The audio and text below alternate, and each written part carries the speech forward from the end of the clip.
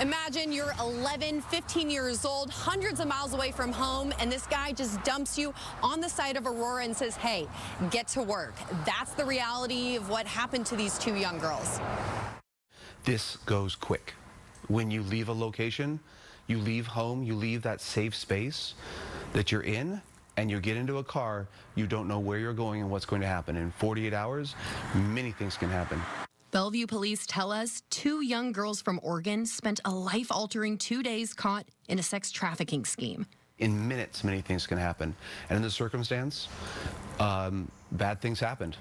Investigators say it all started on social media, Snapchat and Instagram. Two girls from Eastern Oregon connect over the seemingly harmless topic of makeup routines. But their shared interest spiraled into something far more sinister once a man by the name of Sleaze stepped into the picture. Sleaze and a friend of his drove down to Pendleton to pick the girls up and bring them back here to Western Washington. As we know, with juvenile brains, they're young, they're impressionable. Sometimes there is those needs to be appreciated, and they don't have the life experience sometimes to recognize those traps before they walk into it.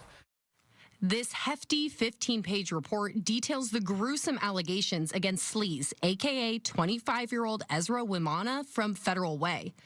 Charged with rape, investigators say Wimana had sex with the 15-year-old and forced the 11-year-old to have sex with 3 of his friends.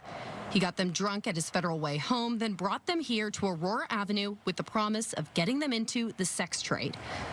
When the young girls didn't perform as planned, Wimana just abandoned them there.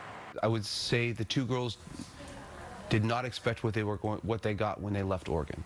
Shortly after, authorities in Oregon reached out to Bellevue police. They said the two girls were found at a home there in the city. Luckily, we were able to return these girls to their families, but that's not always the case in these type of sort of instances. It took about a month, but Wimana was arrested just this week. This case is not closed at this time.